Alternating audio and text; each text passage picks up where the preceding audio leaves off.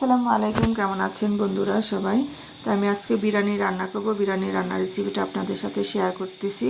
তো এখানে গরু মাংস নিয়েছি 4.5 কেজি, পরিমাণ মতো পেঁয়াজ, আদা, রসুন, হলুদ, তারপরে আছে গরম মশলা বাটা, জিরা, তারপরে আছে মরিচ, আর দিয়ে দিলাম এখানে টক দই, সাথে দিয়ে দিলাম দারচিনি, এলাচ, জয়ত্রী আর 1 প্যাকেট রাঁধুনি বিরিয়ানি মশলা, পরিমাণ মতো লবণ, আর দিয়ে দিচ্ছি এখানে পরিমাণ মতো তেল।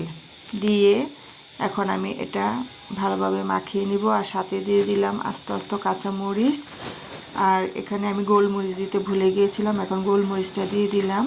দিয়ে ভালোভাবে এটা আমি মাখিয়ে নিলাম। নিয়ে এখন আমি চুলাতে বসিয়ে দিলাম। আর দিয়েছি টমেটো সস, এটা আমার দেখাতে মনে ছিল না, অফ ক্যামেরায় দিয়েছি। তো দিয়ে এখানে আমি ভালোভাবে নেড়ে চেড়ে এখন আমি ঢেকে দিব। তো এভাবে আমি গরু মাংসটা রান্না করে নিয়েছি। আমার গরু মাংসটা রান্না হয়ে গিয়েছে। এখানে আমি কিছু পেঁয়াজ বেরেস্তা দিয়ে দিব এখন। দিয়ে তা নেড়ে চেড়ে এখানে আমি দিয়ে দিব পোলাও চাউলটা। এখানে পোলাও চাউল আমি নিয়েছি 3 কেজি। আর দিয়ে এখন আমি ভালোভাবে নেড়ে চেড়ে নিচ্ছি। পোলাও চাউলটা নাড়তে খুবই কষ্ট হচ্ছিল আমার, কিছু করার নাই। তারপর অনেক কষ্ট করে নেড়ে চেড়ে এখানে আমি এখন গরম পানিটা দিয়ে দিব। দিয়ে এখন ভালোভাবে নেড়ে চেড়ে ঢেকে দিব কিছুক্ষণের জন্য। তা দেখুন কত সুন্দরভাবে নেড়ে দিয়েছি। এখন আমি দিয়ে দিব গাওয়া ঘি খাঁটি, আর এখানে আবারও কয়েকটা কাঁচামরিচ দিয়ে দিলাম।